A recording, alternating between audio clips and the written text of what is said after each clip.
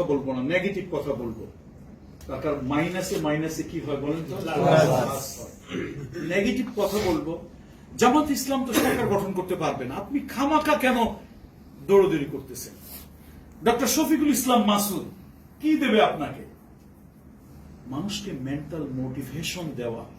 মুহাম্মদ রাসূলুল্লাহ সাল্লাল্লাহু আলাইহি ওয়াসাল্লাম 1000 বছর ধরে প্রতিষ্ঠিত একটি জাহিলিয়াতকে উৎখাত করেছেন। আগেই লাঠিসোঁটা ধরেননি, আগেই নির্বাচনে নামেননি। ব্যক্তি ম্যান টু ম্যান তিনি তাদের মেন্টাল মোটিভেশন দিয়েছেন, তাদের সাইকোলজিক্যাল দিয়েছেন, মানুষকে কিছু মানসিক পরিবর্তনের চেষ্টা করেছেন।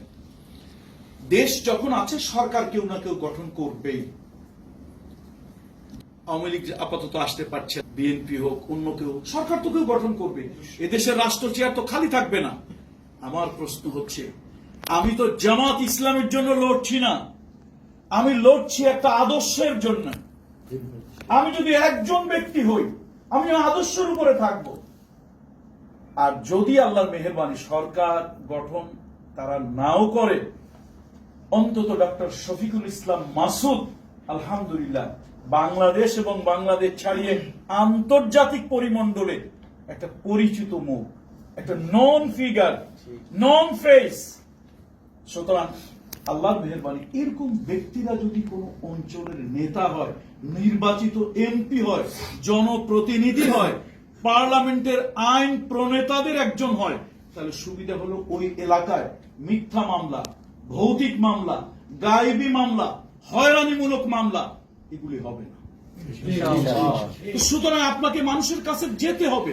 2 নম্বরে, সরকার কারা গঠন করবে এটা আল্লাহই ভালো জানে। যদি আল্লাহ তাআলার মেহেরবানি মানুষের হৃদয়ের মধ্যে ইউসুফ আলাইহিস সালামের মতো একটা জোয়ার মানুষের হৃদয়ের মধ্যে আল্লাহ তাআলা সৃষ্টি করে দেন, ইউসুফ আলাইহিস সালাম তিনি গোলাম হিসাবে আজিজে মিসরের ঘরে গেলেন, আর উইদিন শর্ট টাইম আল্লাহ তাআলা কেমনে কেমনে তাকে মিশরের অর্থ, খাদ্য, পরিকল্পনা মন্ত্রণালয়ের মন্ত্রী বানিয়ে দিলেন। এবং আরো একটা মজার ব্যাপার হলো, উইদিন শর্ট টাইম এই সময় 3টা মন্ত্রণালয়ের দায়িত্ব পালনের পরে আল্লাহ তাআলা এমন একটা সিচুয়েশন তৈরি করে দিলেন যে দেশের সম্রাট হওয়ার মতো একমাত্র উপযুক্তি হলেন হযরত ইউসুফ আলাইহিস সালাম। আল্লাহ তাআলার কল কাঠি ঘুরাতে কতক্ষণ সময় লাগে? যে মিশরে এমন কিছু মুদ্রার বিনিময় বিক্রি হয়েছিল, কোরআন শরীফে স্পষ্ট এসেছে যে অচল মুদ্রা, কোরআনের ভাষায় মুদ্রাগুলি ছিল অচল মুদ্রা। সেই অচল মুদ্রার বিনিময়ে যিনি বিক্রি হয়ে একটা স্লেভ সার্ভেন্ট হয়ে মিশরের সভ্যতায় ঢুকলেন, সেই ব্যক্তিকে আল্লাহ তাআলা কয় দিনের মধ্যে শুধু মন্ত্রণালয়ের দায়িত্ব নয়, আল্লাহ তাআলা উপরের দায়িত্ব পর্যন্ত দিয়েছেন। আমি বলবো যে সরকার যেই গঠন করুক, আলহামদুলিল্লাহ, যদি মানুষের মধ্যে আল্লাহ তাআলা এরকম জোয়ার সৃষ্টি করে দেয়, জামাত ইসলামী রাজনৈতিক অবস্থায় 1 নম্বর দল না হোক, কিন্তু আল্লাহ তাআলা মানুষের দিল ঘুরাই দিয়ে 1 নম্বরে আনতে আল্লাহ কি খুব কষ্ট নাকি? নাউযুবিল্লাহ, আল্লাহ তাআলা পারেন না? এটা হলো আমার দ্বিতীয় কথা।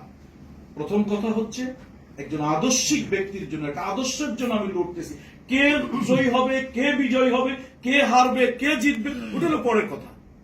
আমি লড়তেছি একটা আদর্শের জন্য, যার দ্বারা চাঁদাবাজি হবে না, যার দ্বারা মিথ্যা মামলা হবে না, যার দ্বারা আপনার গায়েবী মামলা হবে না, যার দ্বারা হয়রানিমূলক মামলা হবে না, শত্রুও যার কাছে নিরাপদ থাকবে, সংখ্যালঘুদের ধর্মীয় মানবিক অধিকারের উপর কেউ হস্তক্ষেপ করবে না। আপনাদের এলাকায় সংখ্যালঘু আছে আমি জানি, যেহেতু আমি এখানে প্রোগ্রাম করেছি। সর্বশেষ একটা কথা হলো, সত্যের পক্ষে আল্লাহ তাআলা কাজ করার জন্য বলেছেন, ওয়াতাআওয়ানু আলাল বিররি ওয়াত তাকওয়া ওয়ালা তাআওয়ানু আলাল ইসমি ওয়াল উদওয়ান। আল্লাহ বলেন ভালো কাজে পারস্পরিক সহযোগিতা করো, প্রতিযোগিতা করো। আমি ভালো একটা কাজের জন্য, একটা ভালো আদর্শকে বিজয়ী করার জন্য আমি লড়তেছি। আমার এটা মাথার মধ্যে থেকে একটা বের করে দেই, আমি কে বিজয়ী হবে কে হবে না এটা না, আমি আল্লাহ তাআলার কাছে জবাবদিহির জন্য, একটা সত্য প্রতিষ্ঠার জন্য, একটা সত্য নেতৃত্ব প্রতিষ্ঠার জন্য, পার্লামেন্টে একজন ভালো মানুষকে পাঠানোর জন্য আমি কাজ করছি।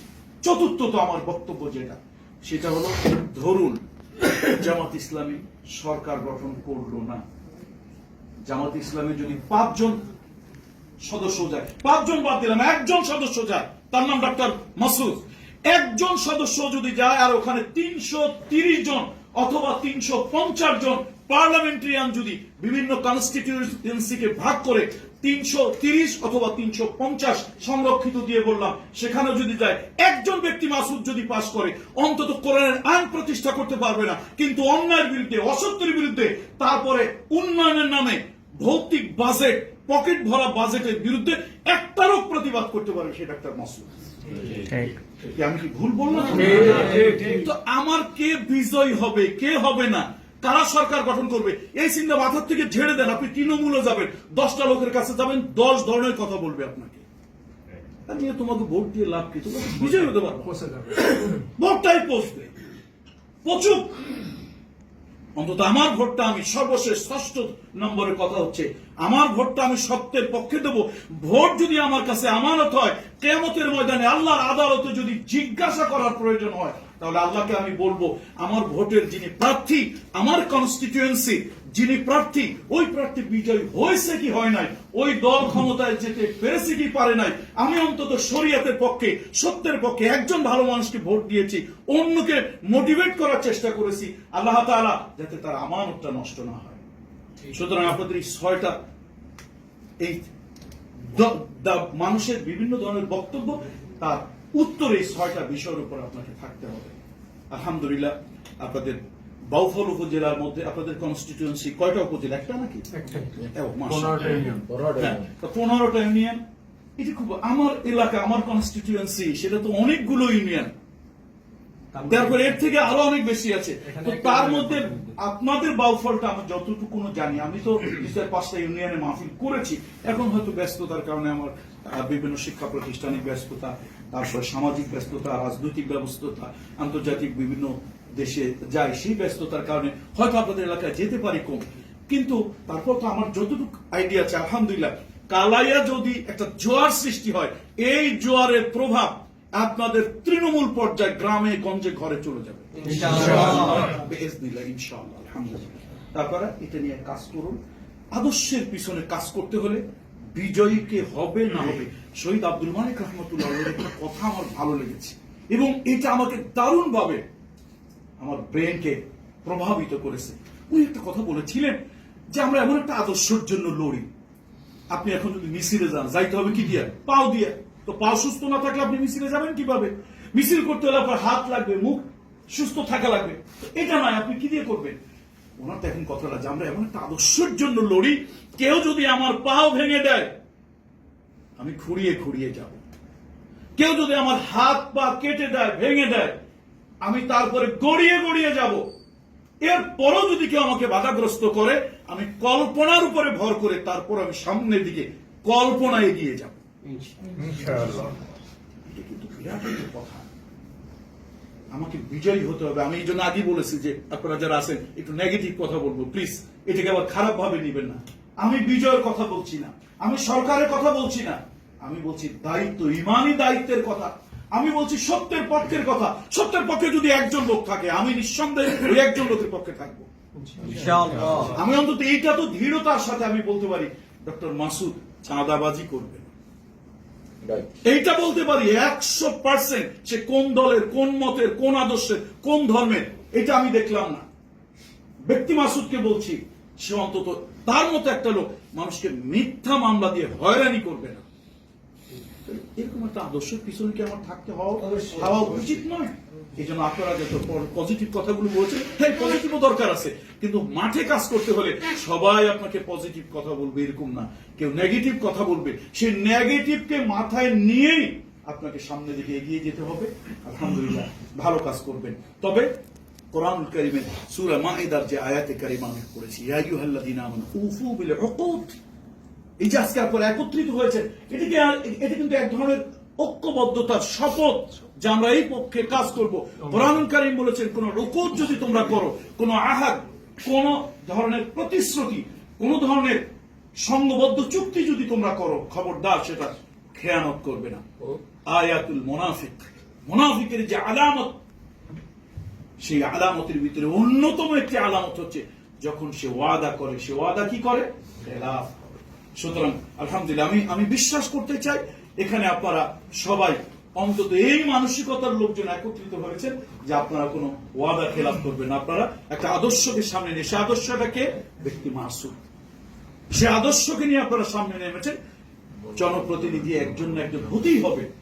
ব্যক্তি মাসুদ যদি না হয় তো আরেকজন ব্যক্তি হলো তো এক্স ওয়াই জেড, কি যে কোনো একজন কেউ হবে না? দেশে যদি নির্বাচন হয় তাহলে কি বন্ধ থাকবে? মাসুদ সাহেব দাঁড়াইলেন না, উনি ভালো মানুষ, এত ভালো মানুষদের দরকার নেই, ওনারে বাদ দিলাম। আচ্ছা, তারপরে এই কনস্টিটিউয়েন্সি কি ফাঁকা থাকবে? নির্বাচন এখানে হবে না? অবশ্যই হবে।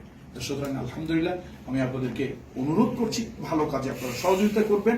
আল্লাহ তাআলা সেটা খুব বলেছে এবং সর্বস্ব দিয়ে করবে। আল্লাহ তাআলা আপনাদের প্রতি রহম করুন। আপনাদেরকে এই প্রার্থীকে বিজয়ী করে আনার জন্য যতটুকু প্রচেষ্টা। আচ্ছা, কিয়ামতের ময়দানে কি আমি আল্লাহ তাআলার কাছে এই প্রশ্নের মুখোমুখি হব, তুমি আমাকে বিজয়ী করো নাই কেন? কি এরকম কোন প্রশ্ন? আমাকে আল্লাহ তাআলা 5টা প্রশ্নের জবাব না দিয়ে বনি আদম এক কদম সামনে অগ্রসর হতে পারবে না, একটা কদম সামনের দিকে যেতে পারবে না। সে আলেম হোক, অলি হোক, পীর হোক, বুজুর্গ হোক, সাধারণ মানুষ হোক, প্রত্যেক এভরিবডি আমরা যাকে বলি, প্রত্যেকে আমার সেই ভালো কাজ, সত্য প্রতিষ্ঠার, সত্যের জন্য কাজ, এই কাজটার জন্য আল্লাহ তাআলার কাছে তো আমাকে একটা জবাবদিহি করতে হবে। কি করতে হবে না? আমি আমার সেই জবাবদিহিতার জন্য কাজ করছি। কে বিজয়ী হলেন, কে বিজয়ী হলো না, কে কোন মার্কা যাবে, কারা সরকার গঠন করবে, এগুলো মাথা থেকে ঝেড়ে ফেলি। আমি অন্তত এই চিন্তাটা করি আমি সত্যের পক্ষে আছি, একজন সত্য ব্যক্তির পক্ষে আছি, একটা সত্যের আন্দোলনের পক্ষে আছি, একটা সত্য প্রতিষ্ঠার পক্ষে আছি। এবং আমার আরো বিশ্বাস, যে কোনো নেতা বা ফলের আপনার সেই কনস্টিটিউয়েন্সির এমপি নির্বাচিত হোক, যে কোনো, তাদের সকলের থেকে ডাক্তার মাসুদ এই জন্য শ্রেষ্ঠ হবে। আলহামদুলিল্লাহ, তিনি যে কাজগুলি করবেন তার পরিচিত ফিগার দিয়ে বিভিন্ন কাজ তিনি, অনেকে আছে এমপি হইয়া 10 টাকার কাজ করতে পারে না, অতিরিক্ত তার যেটা বাজেট, নিয়মিত বাজেট সেটা পায়, কিন্তু অতিরিক্ত পারে না। আল্লামা সাইদি সাহেব রহমাতুল্লাহ আলাইহি নওয়াল্লাহু মারকাদাহু ওয়া জাআলাল জান্নাতা মাসওয়াহু, বলেন আল্লাহুম্মা আমিন। আল্লামা সাইদি সাহেব সিম্পল একজন এমপি ছিলেন, কিন্তু ওনার কাছে উনি কাজ আনতে পারছে। শত্রুর কাছে গিয়েও যদি সাইদি সাহেব গিয়ে তার চেয়ারের সামনে বসছে, আমার এলাকায় এতগুলি টিউবওয়েল দরকার, শত্রু ব্যক্তি সাইদি বা তার আদর্শকে সে সম্পূর্ণ উল্টা, কিন্তু তারপরে ওনার মতো একটা ফিগার, ওনার মতো একজন ব্যক্তি আসছে, আচ্ছা ঠিক আছে, আমার এই মন্ত্রণালয় থেকে 10টা টিউবওয়েল আমি তাকে দিয়ে দিলাম। গেছে একটা সংস্থায় গেছে, আমার এলাকায় এতগুলো মসজিদ দরকার, আমি একজন এমপি হিসেবে এই বাজেটগুলি পাই না, 10টা মসজিদ দরকার। ওই সংস্থা দেখছে আমরা তো বিভিন্ন জায়গায় মসজিদ এমনি করি, ওনার মতো একজন ফিগার আসছে, যান ঠিক আছে আপনি 10টা চাইছেন, আমরা 50টা মসজিদ আপনার এলাকায় দিয়ে দিলাম। তাহলে এলাকায় নাম হয়েছে, মসজিদ কে দিছে? আল্লামা সাইদি সাহেব দিয়েছে। উনি সিম্পল একজন এমপি, মন্ত্রী যা করতে পারে নাই তার থেকেও বেশি আলহামদুলিল্লাহ তিনি করেছেন। কেমনে করেছেন? ওই যে তার একটা আদর্শিক পরিচয় আছে, তার একটা ফেস ভ্যালু আছে।